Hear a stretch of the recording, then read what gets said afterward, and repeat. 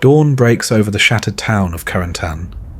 The air is thick with smoke, the stench of gunpowder, and the echoes of distant gunfire.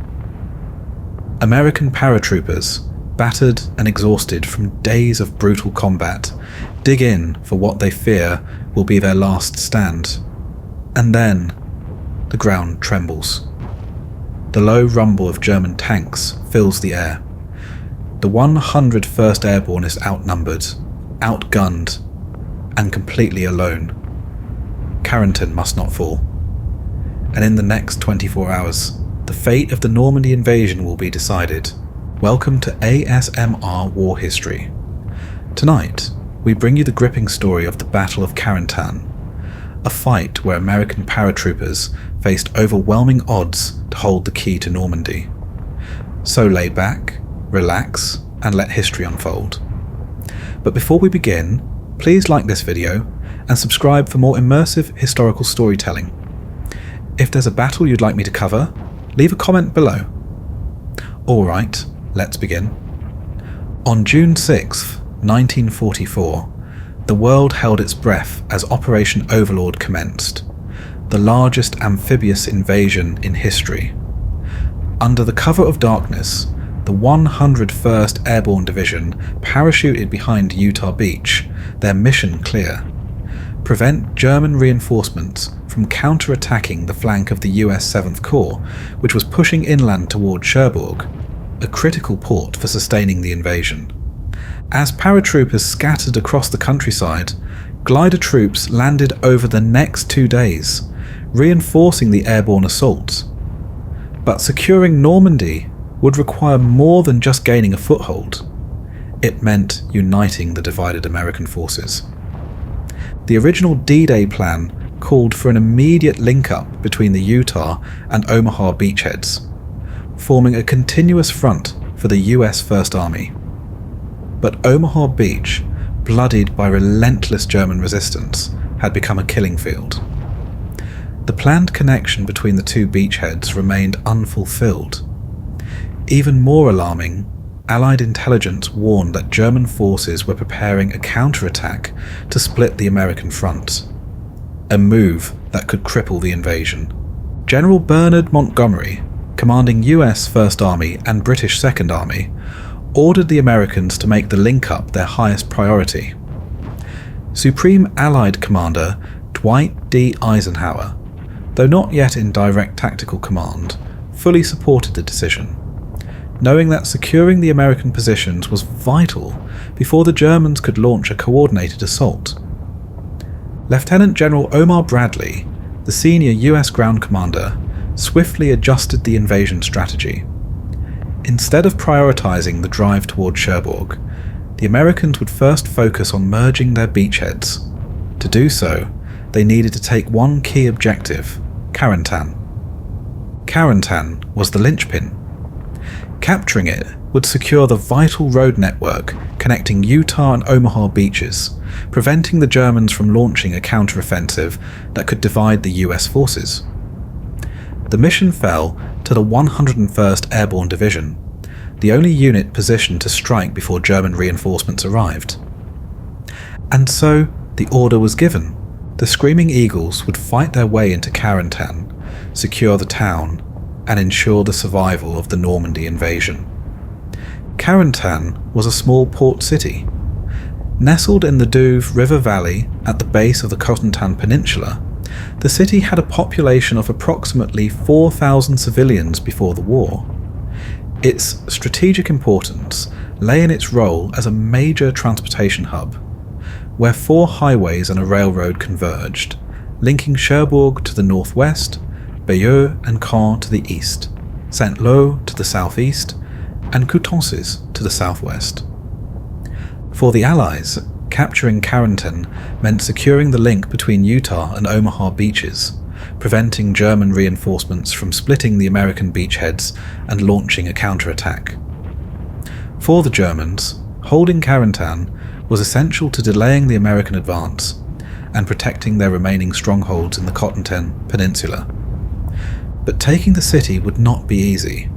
Carentan was a natural fortress. To the southwest and southeast, high ground dominated the terrain, giving the Germans a perfect vantage point. To the north and west, the Douve River acted as a natural barrier. The Vartaut Canal blocked approaches from the east, while a boat basin made any advance from the northeast even more difficult. Anticipating an invasion, the Germans flooded the Douve River valley, transforming the fields into an impassable marshland. This tactic, once used by Napoleon Bonaparte in the same region, left only one narrow approach into the city, a 1 mile long causeway from Saint-Côme-du-Mont, raised 6 to 9 feet above the marsh. This elevated roadway was the only viable route for American troops, and the Germans were determined to defend it. Before retreating from Saint-Côme-du-Mont on June 8th, German engineers demolished Bridge No. 2 along the causeway and blew up a section of the railroad embankment, further slowing the American advance. The Germans' defence of Carentan fell to the 6th Parachute Regiment of the 2nd Parachute Division, led by Oberst Friedrich von der Heydte. These Fallschirmjäger, Germany's elite paratroopers, were highly trained and experienced. They had escaped Saint-Côme-du-Mont after fierce fighting, and were determined to hold Carentan at all costs. Von der Heydte's forces included 2 full battalions of the 6th Parachute Regiment, still intact and combat ready.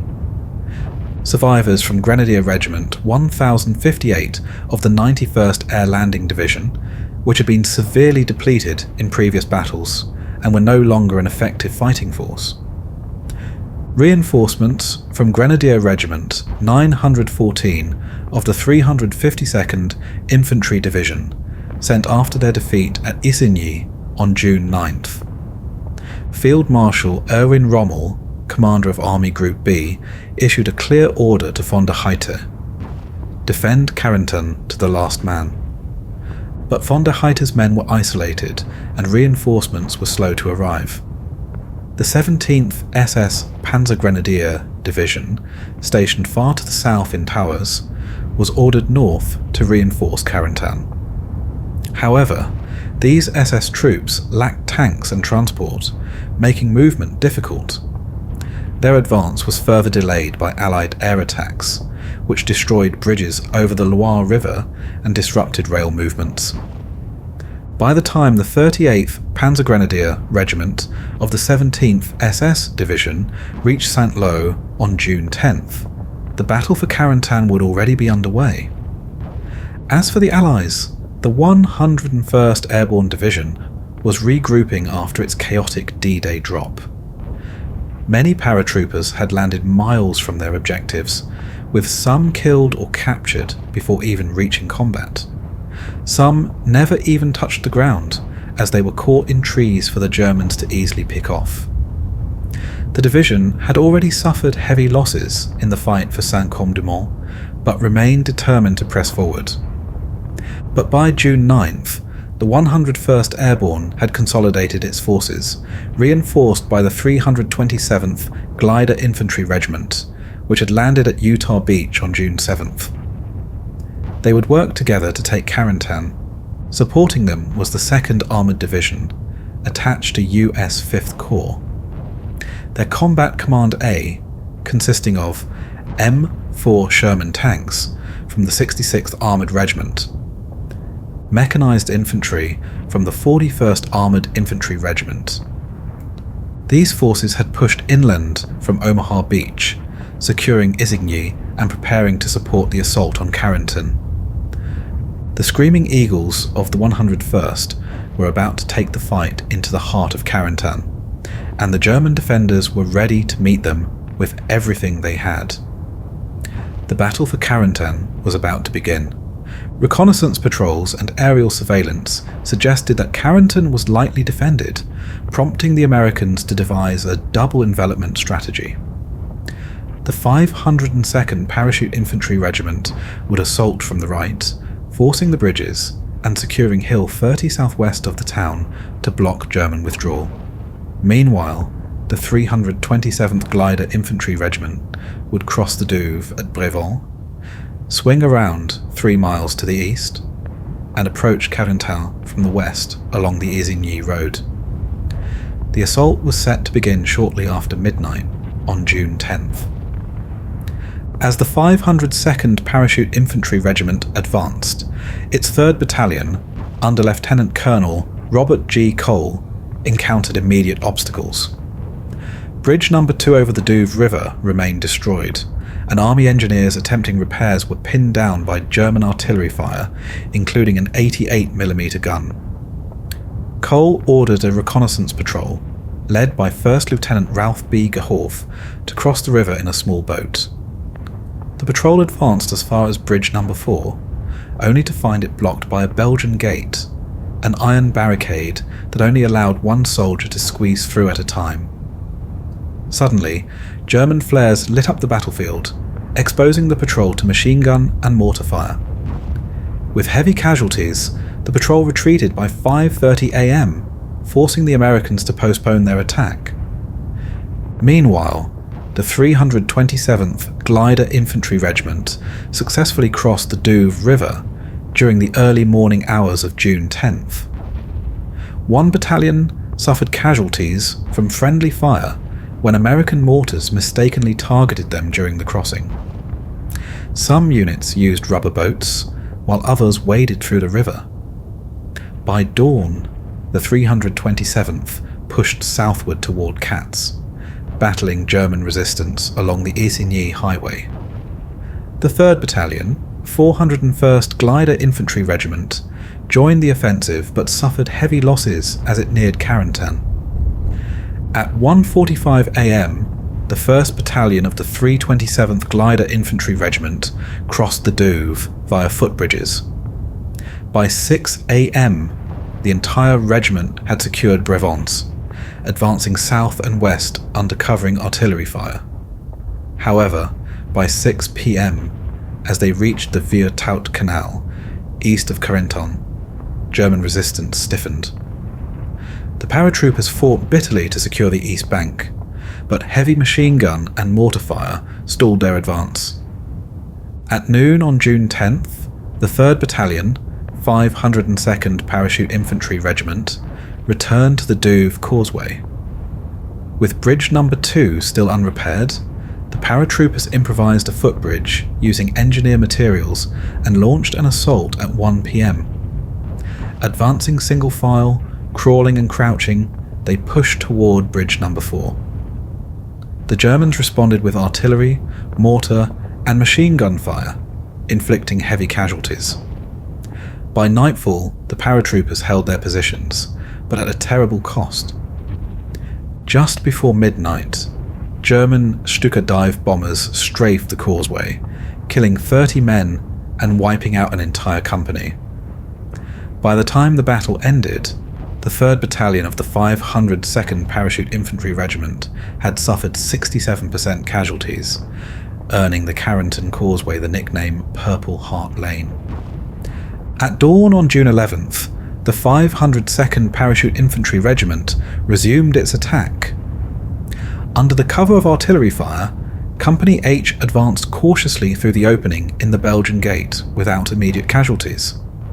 Sensing an opportunity, Company G and Headquarters Company followed at 4 a.m, taking cover on both sides of the highway. As they neared a fortified farmhouse, German machine gun fire erupted, cutting down the lead scouts. Lieutenant Colonel Cole immediately requested additional artillery support, but the German defences held firm. By 6:15 a.m, Cole made a bold decision. With a smoke screen for concealment, he ordered his executive officer, Major John P. Stopka, to relay a message: "Fix bayonets, prepare to charge."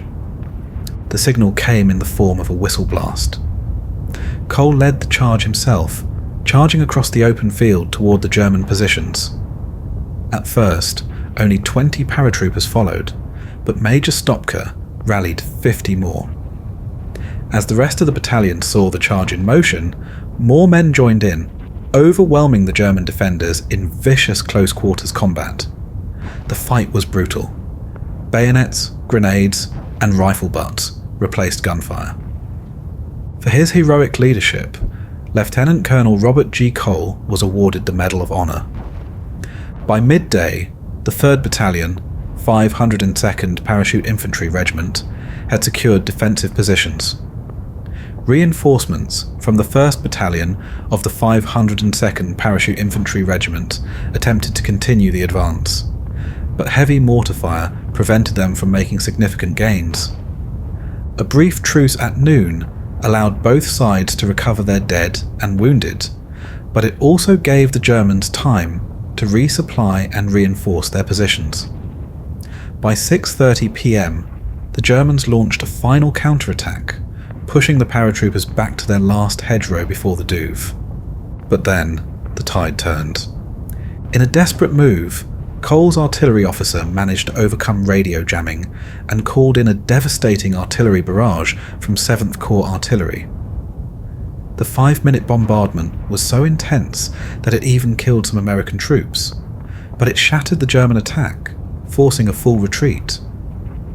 While the 502nd Parachute Infantry Regiment battled at Purple Heart Lane, patrols from the 327th Glider Infantry Regiment discovered a partially destroyed footbridge over the Viertot Canal. Engineers repaired it by 10 a.m, and 2 battalions, Company G of the 2nd Battalion and Company A of the 3rd Battalion, 401st Glider Infantry Regiment, crossed and attacked German positions along the Bassin à Flot.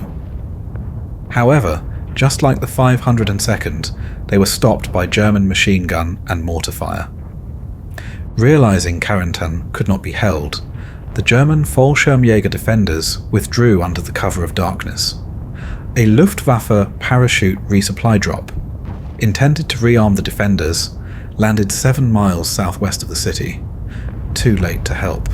Meanwhile, the 17th SS Panzergrenadier Division, under General Major Werner Ostendorf, had been marching toward Carentan since D-Day, but constant air attacks and fuel shortages had delayed their arrival.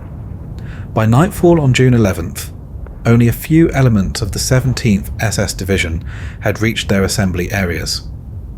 With Carentan nearly within American control, General Courtney Hodges of 1st Army ordered a final push to secure the town.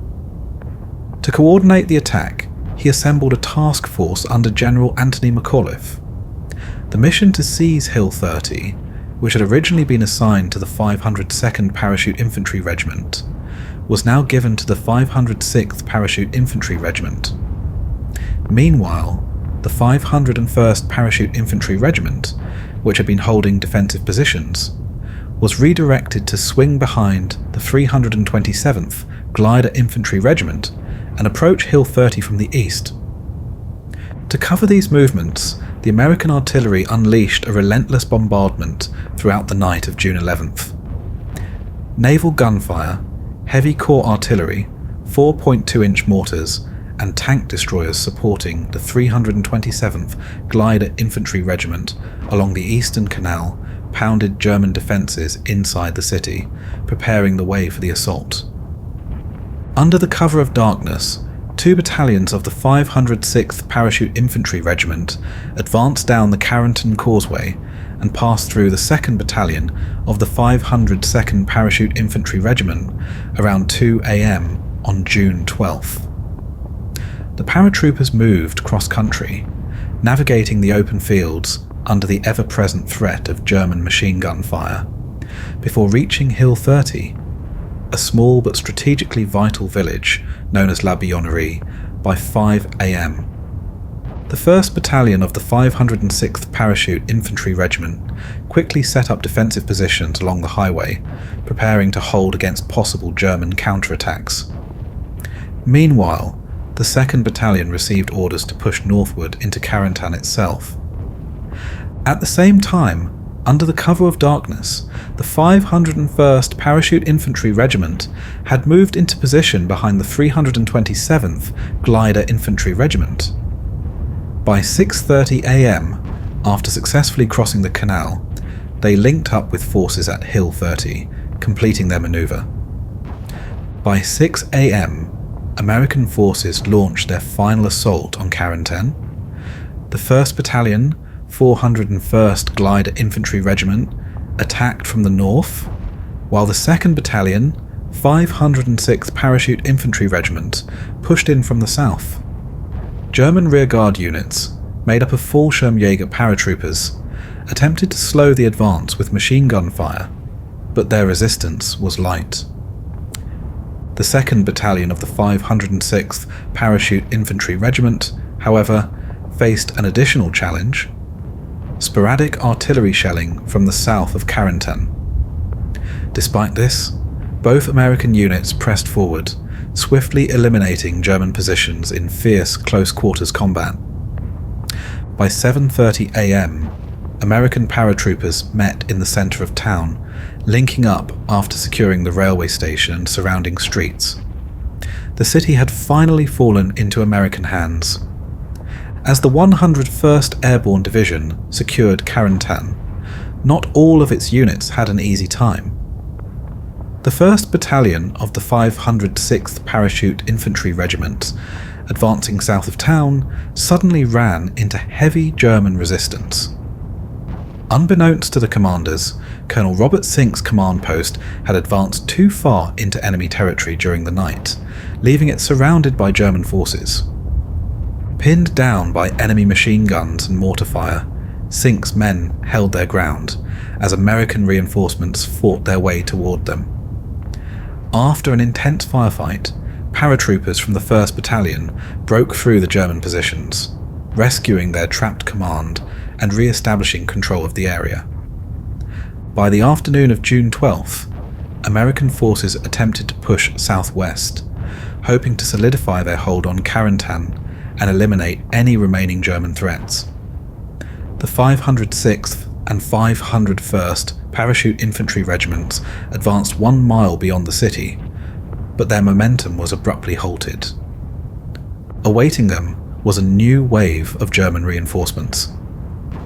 The 17th SS Panzergrenadier Division, a mechanized infantry force, had been moving toward Carentan since D-Day, determined to launch a counterattack and retake the town. However, constant air attacks and fuel shortages had delayed their advance. Despite these setbacks, German infantry forces had managed to dig in on higher ground just outside Carentan. The American paratroopers found themselves locked in brutal combat, unable to advance further. Meanwhile, the armoured elements of the 17th SS Panzergrenadier Division, including assault guns, remained stuck in their assembly areas due to relentless Allied airstrikes. This temporary lack of armour support prevented the Germans from launching an immediate large-scale counterattack. As darkness fell on June 12th, the battle for Carentan had not yet reached its conclusion. The Americans held the city, but the Germans were regrouping, preparing for a counter-offensive that could change everything. At dawn on June 13th, as the 101st Airborne Division prepared to launch an attack on the German line, the enemy struck first. 2 battalions of the 37th SS Panzergrenadier Regiment, supported by the 17th SS Panzer Battalion and the 3rd Battalion of the 6th Fallschirmjäger Regiment, launched a devastating counterattack. The brunt of the assault fell upon the 501st Parachute Infantry Regiment, positioned on the American left flank. Under intense fire from tanks and self-propelled assault guns, the 501st was forced to fall back. The pressure on the American line mounted as Dog and Fox companies of the 506th Parachute Infantry Regiment also began to crumble under the onslaught. By midday, the German spearheads had advanced to within 500 yards of Carentan. The city, which had been so hard fought and finally won, now stood on the brink of being lost again. Amid the chaos of retreat, one unit held firm. Easy Company of the 506th Parachute Infantry Regiment, led by 1st Lieutenant Richard Winters, anchored its right flank against a railroad embankment and refused to break.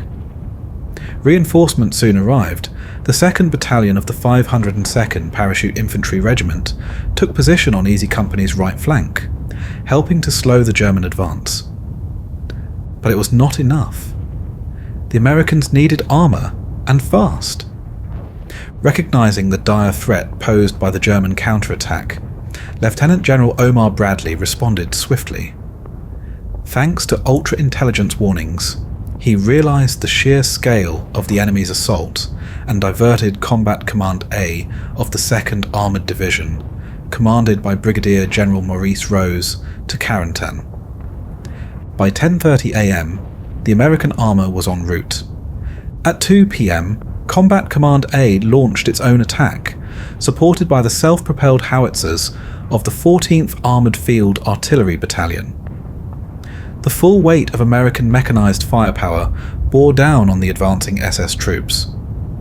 One task force of tanks and mechanised infantry surged forward toward Bauptu, smashing into the German right flank near the 2nd Battalion of the 506th Parachute Infantry Regiment's position. The main German thrust collapsed under the pressure. Meanwhile, a second armoured force drove down the Perrier Highway, shattering enemy formations, leaving the German ranks in disarray. With heavy losses in men and equipment, the German counterattack faltered. By the end of the day, Combat Command A, supported by the 502nd Parachute Infantry Regiment, had pushed the front line back a full mile beyond its original position. The battle for Carentan was over. For the paratroopers of the 101st Airborne, the German counterattack of June 13th became etched into memory as the Battle of Bloody Gulch.